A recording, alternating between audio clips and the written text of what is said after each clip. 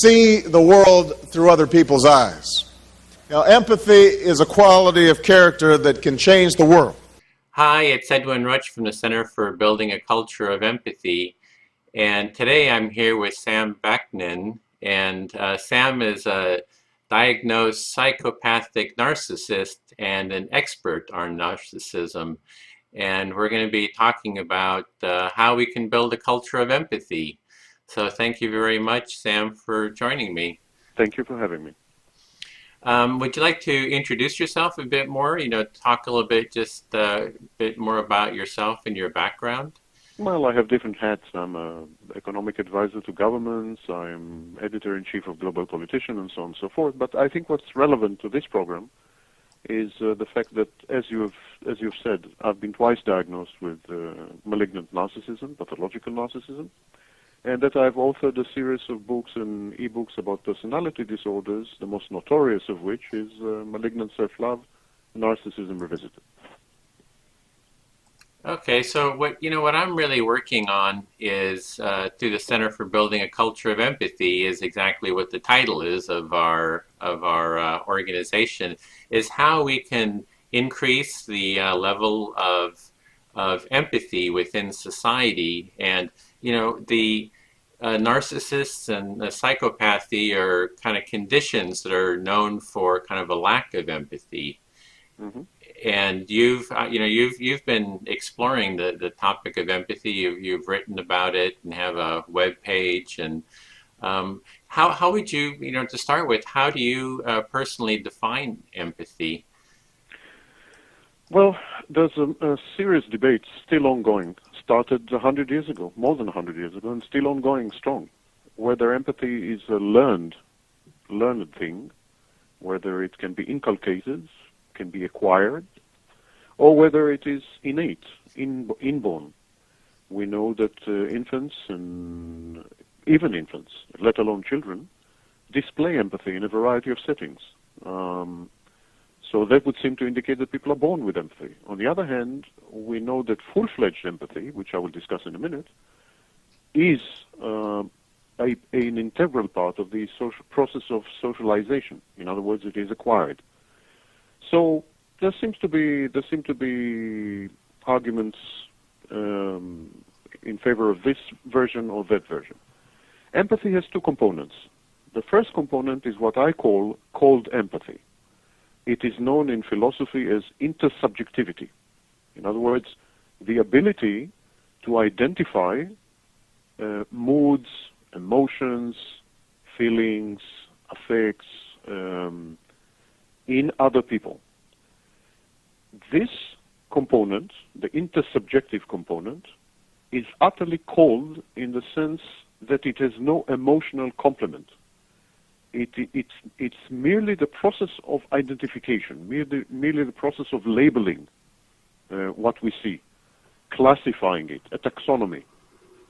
This is the first element.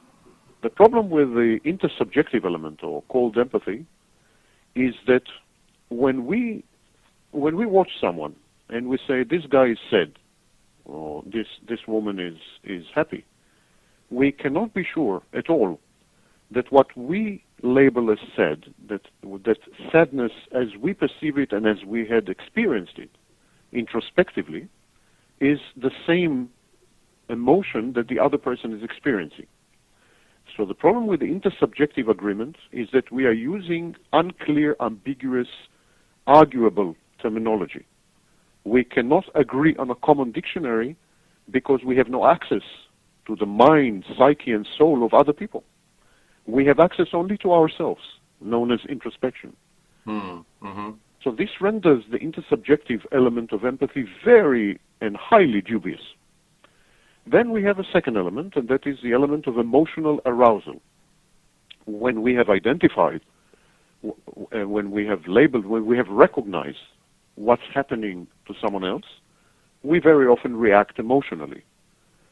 So if we realize that someone is sad or depressed, we become sad and depressed. If we realize that someone is happy, we may become happy, or be happy for them for being happy, and so on and so forth. So we have an emotional arousal. We have emotional reaction component.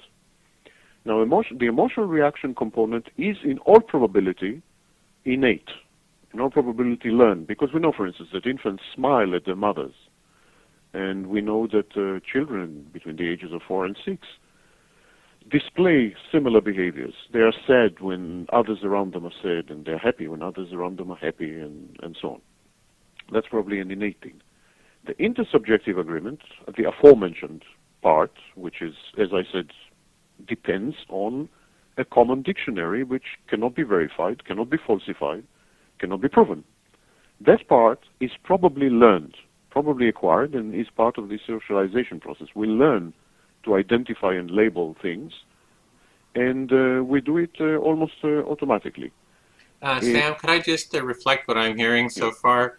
You're saying that that there's kind of two parts to empathy. There's kind of a cognitive part and then an emotional part.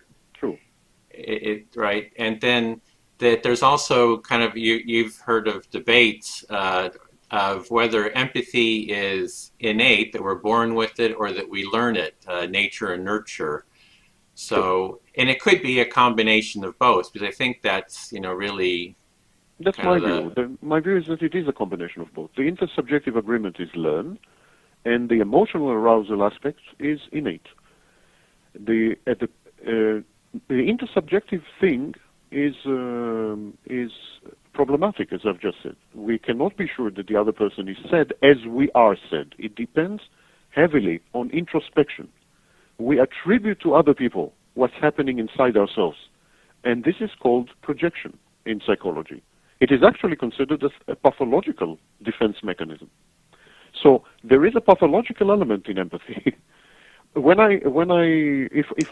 I some of these words are. What do you mean by pathological? What does that mean? I will explain. If I were to meet you and I were to watch you and say, Edwin, you must be sad, that would have meant that I attribute to you what I know as sadness, because I cannot access your mind, soul, or psyche. I cannot enter your brain. I cannot ascertain that what you feel as sadness is exactly what I feel as sadness. So I am projecting onto you my introspective experience of sadness.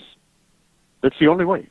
There's no objective lab exam, lab test, which can tell me that your happiness amounts to exactly what I would call happiness.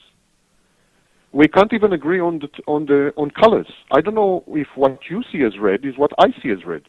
Uh-huh.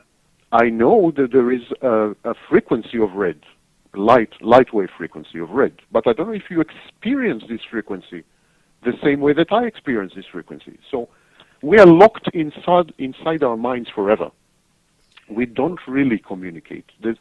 Communication is utterly impossible. Wittgenstein, the famous philosopher, said that we all have private languages, and we pretend that we have a common language known as empathy, but it's fake.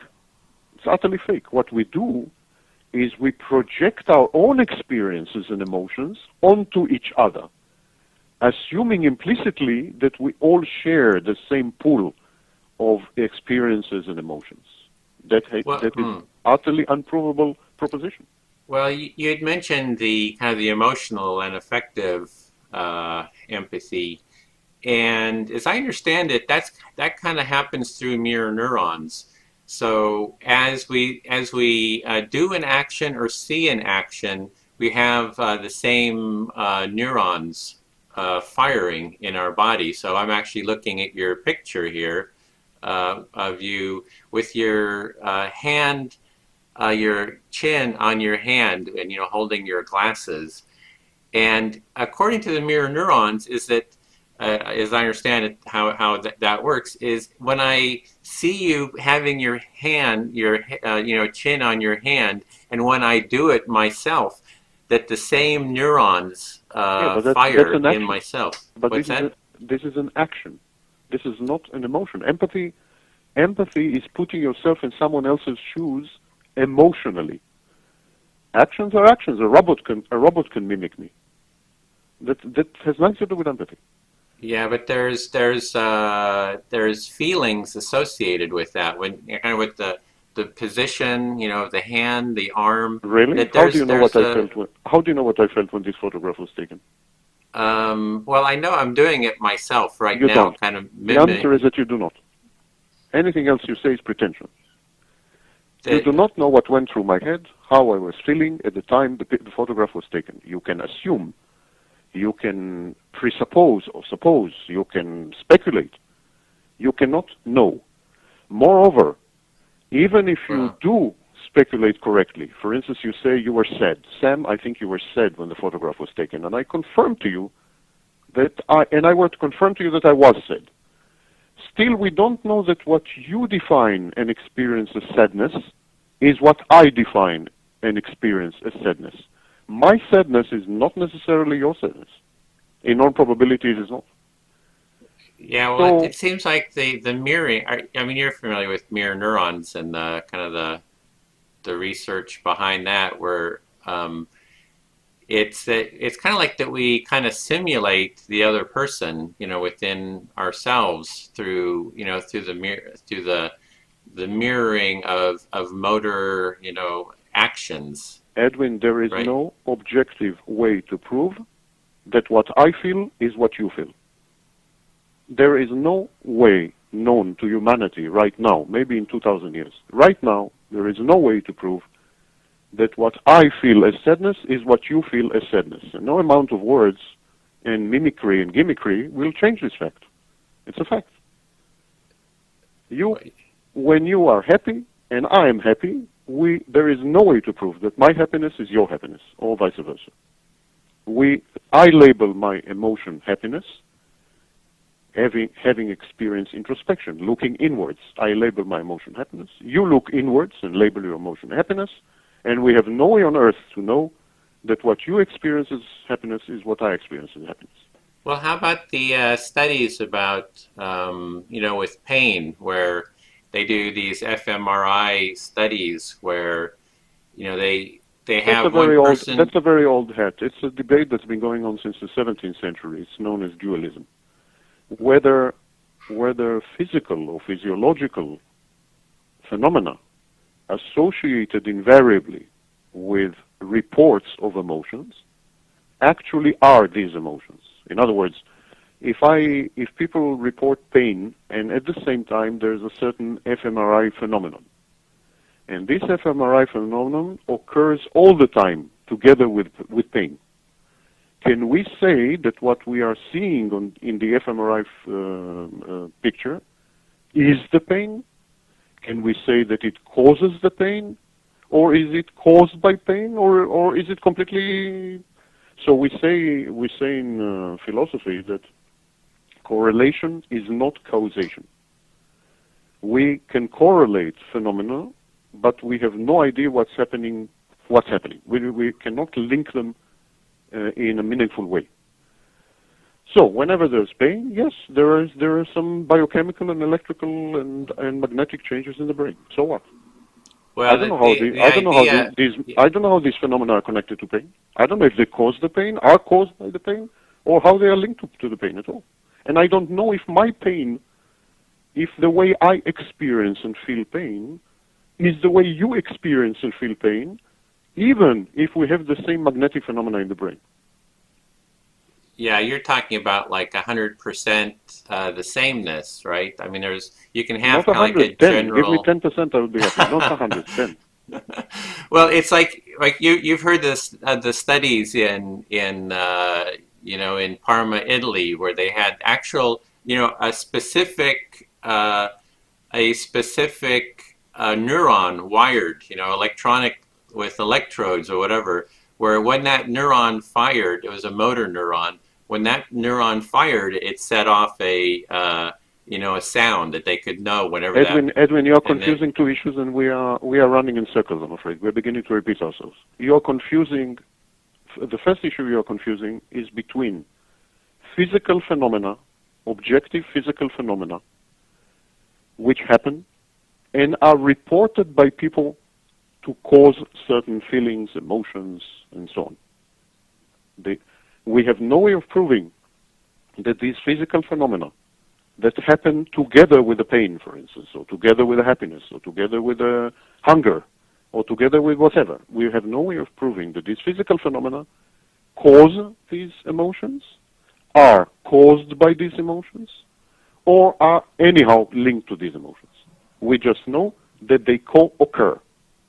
That's all we know at this stage. There's nothing else we can say with certainty about any of this.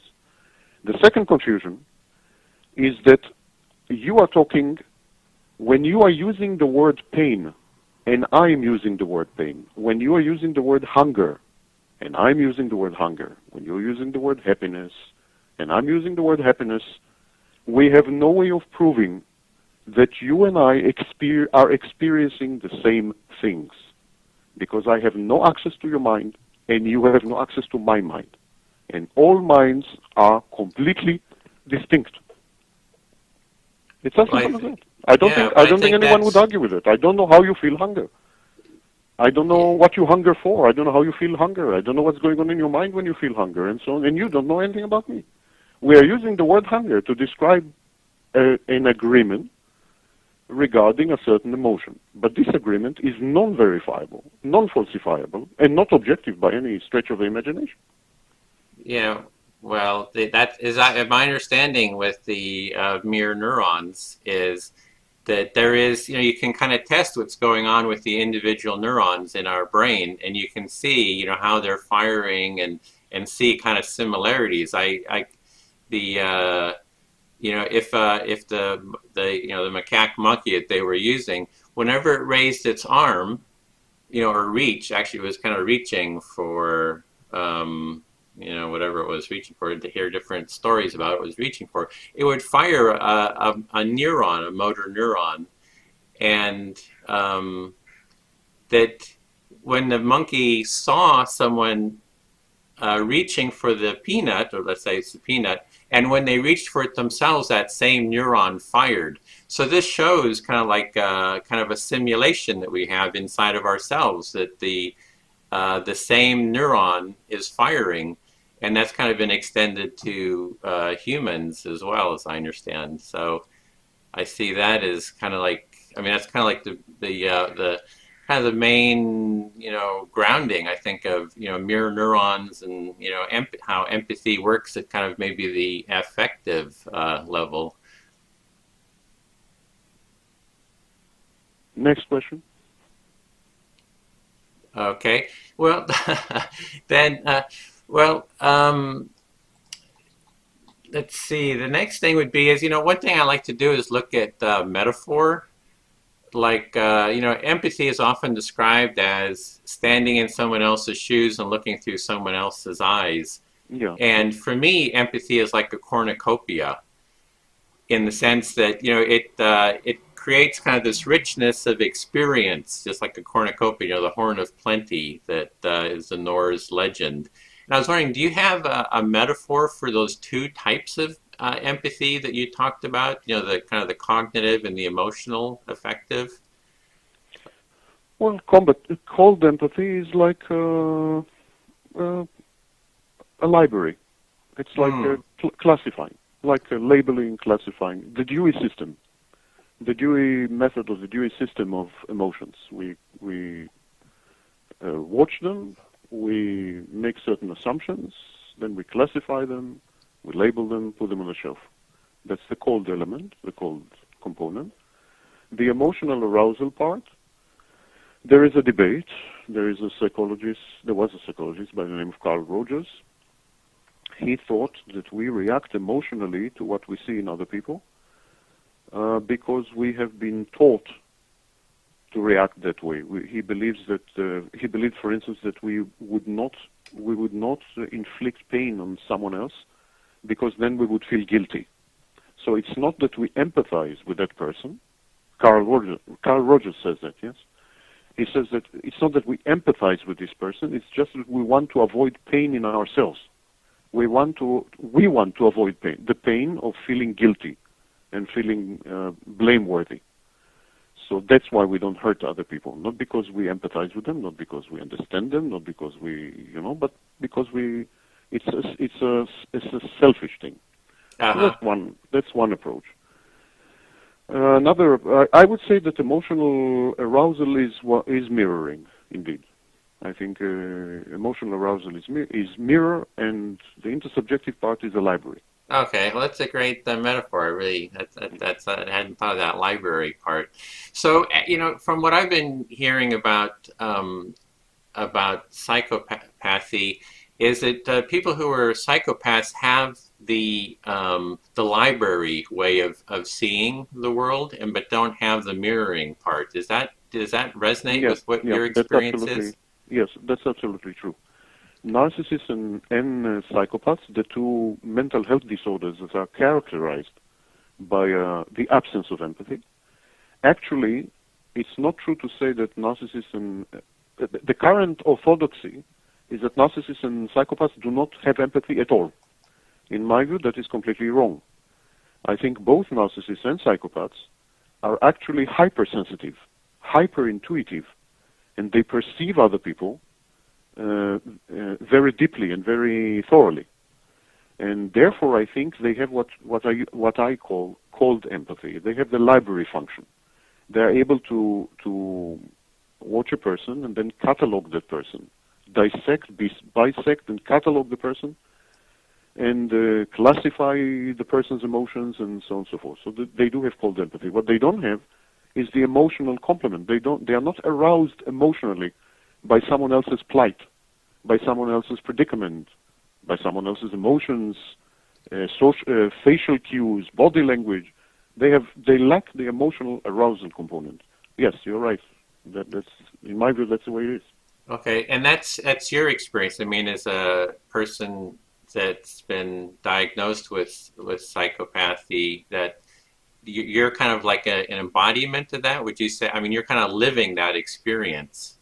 Yeah, I've been diagnosed with a borderline condition, Okay. psychopathic narcissism. I'm not a full-fledged psychopath, but yes, I do experience it this way. I see someone, I size that person up, I analyze the person's. I'm mainly interested in the person's vulnerabilities, in the chinks in the person's armor, in how to penetrate, in how to manipulate via intimate resonance with the person's emotions, and so on. So I'm more interested in the utilitarian side of getting to know the person intimately than in the person himself. And I definitely do not have any trace of emotional arousal, emotional resonance, emotional recognition, let alone the sympathy that is implied in the term empathy. I have none of this. Uh-huh. As far as I'm concerned, people are instruments of gratification, extensions of myself, tools or venues to obtain benefits, and so on. And so I need to learn. I need the user manual. I need to learn how to manipulate a given person to obtain the given utility that I believe that person can grant me. I garner utility by getting to know people. People are what is called the sources of narcissistic supply in the discipline of psychology. Narcissistic supply is the fuel. I'm a drug addict, a junkie, and I consume narcissistic supply, which in narcissistic supply is actually attention. So I consume narcissistic supply from people in order to regulate my sense of self-worth and my grandiose fantasies. Now, to extract narcissistic supply from people, to force them to pay attention to me in a positive or a negative way, I have to learn how to manipulate them. I have to learn what makes them tick, and then I have to make them tick. I do not think that this would be possible without a modicum of empathy. To recognize what makes people tick, one needs to know, one needs to empathize with these people, but in a cold way. Yeah. As a librarian would with, books or digital records. Not in a hot, not in a warm, emotional way. Emotions have no utility for me. That's why I don't use them. Yeah, so it's like well, there's a couple of things here. One is, what is the difference between narcissism and psychopathy? For me, it's kind of experientially. I'm kind of unclear about that. Yeah, well, you're right to be unclear about that. The Diagnostic and Statistical Manual Committee, which is right now writing the next version of the DSM, also thinks the distinction is unclear. Oh, okay. And they are contemplating to abolish it. So I would say that the psychopath is an extreme form of narcissist, where the narcissist lacks empathy to a certain degree, the psychopath lacks empathy completely. Where the narcissist is more restrained as far as antisocial activities and behaviors are concerned, the psychopath is utterly unconstrained, and so on and so forth. So it's like an extreme form of narcissism. Oh, okay. So kind of what I'm hearing here about the psychopathy is that you're wanting to kind of delve into the experience of someone else, and you're trying to kind of extract something from them. Mm-hmm. And what is it that you want to extract? What is it you want to kind of gain through the from the other? Yeah. Well, depends. Narcissists want to extract something called narcissistic supply. Narcissistic supply is a pompous term for attention. Mm-hmm. Narcissists need attention because it is with this external attention that they regulate their sense of self-worth and support their grandiose fantasies.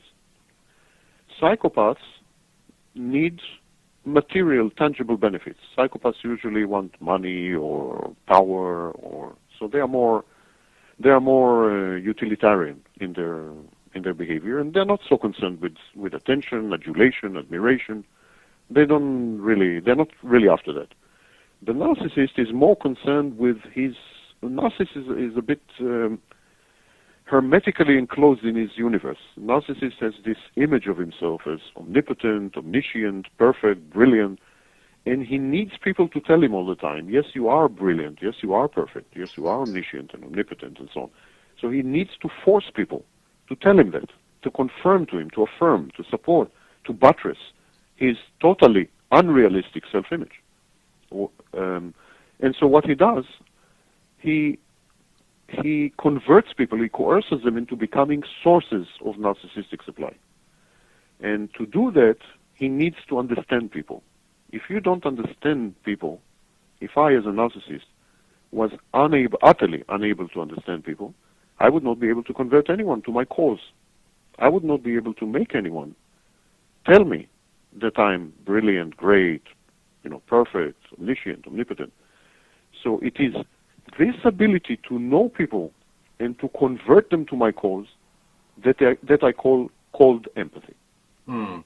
I need that. If I were a total alien, if I were so flawed that I could have been compared to an alien, from outer space, I would not have been able to interact with people to the degree that I am.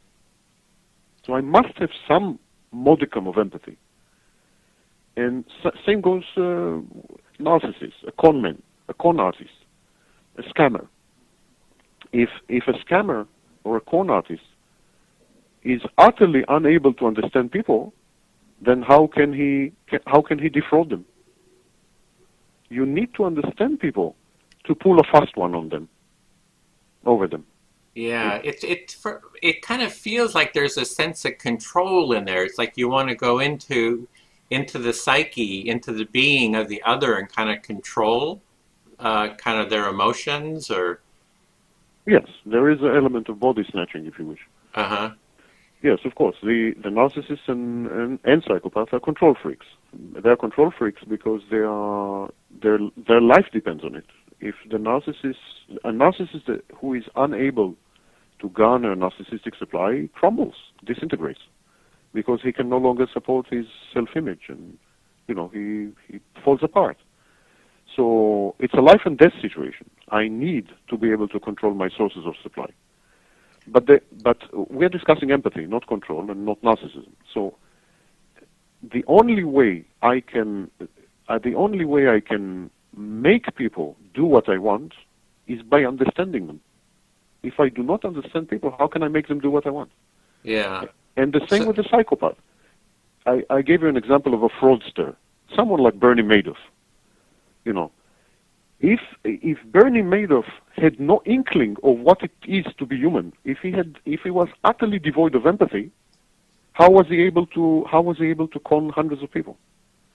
He must have some resonance with humanity. He must have a modicum of empathy in order to be able to manipulate people to do his bidding.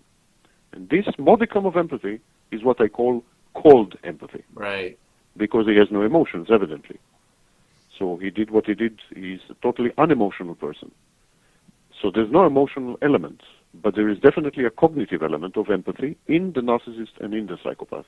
And that's where I think the Diagnostic and Statistical Manual is mistaken. Uh-huh. Yeah, so it's like they're like in the library, and they're seeing everyone as just a kind of a cold book that to be organized and moved around. Yes, it's like a text. Uh-huh. Everyone is like a text. But if you are deprived of reading skills, you cannot read text. What the Diagnostic and Statistical Manual says is that narcissists and psychopaths are illiterate. They cannot read texts. I don't think so.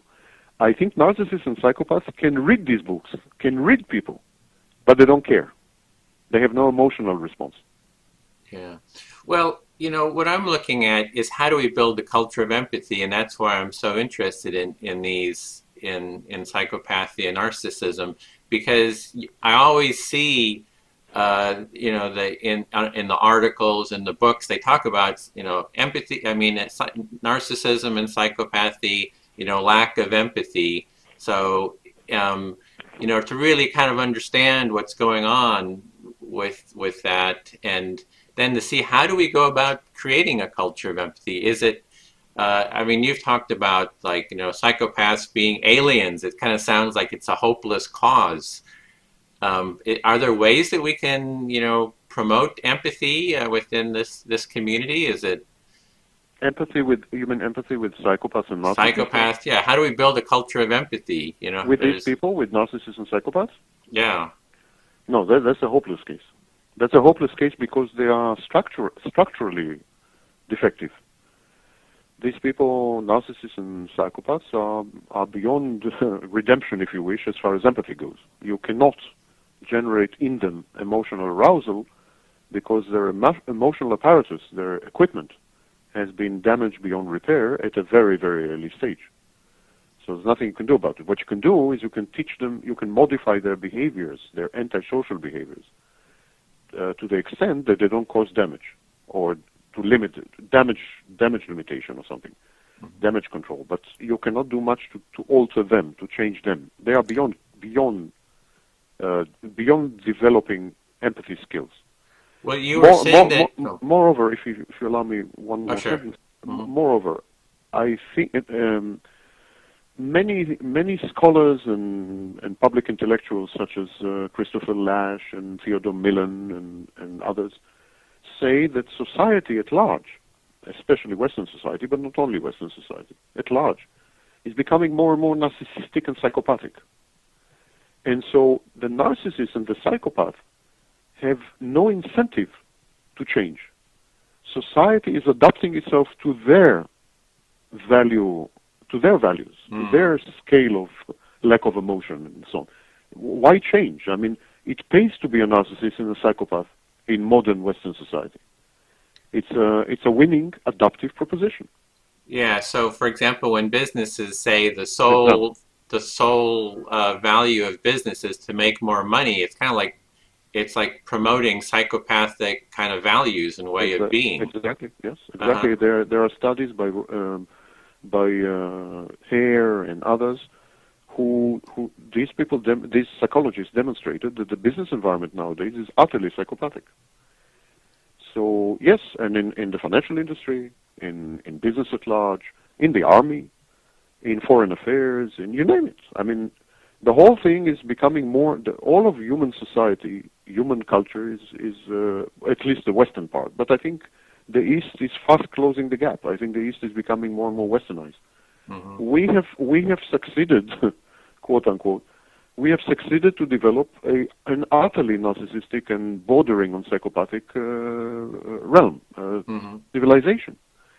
So psychopaths and narcissists are incentivized not only to continue with their misconduct and so on and so forth, but to develop it into an art form. Yeah, because they have societal support in a sense. Yeah. Societal support, and yeah, absolutely. Well, you did mention, you said that this happened at an early age, and then it's kind of like, it's been developed in the psychopath and the narcissist from an early age. But that kind of implies that there was a time, if society was supporting a culture of empathy, that a lot of the psychopathy and the narcissism could be headed off at an early age by supporting empathy training, perhaps, and a cultural value of empathy, from an early age. Yes, at least as far as narcissists are concerned, that would be true. Psychopaths are a different story, because there have been numerous studies demonstrating that psychopaths have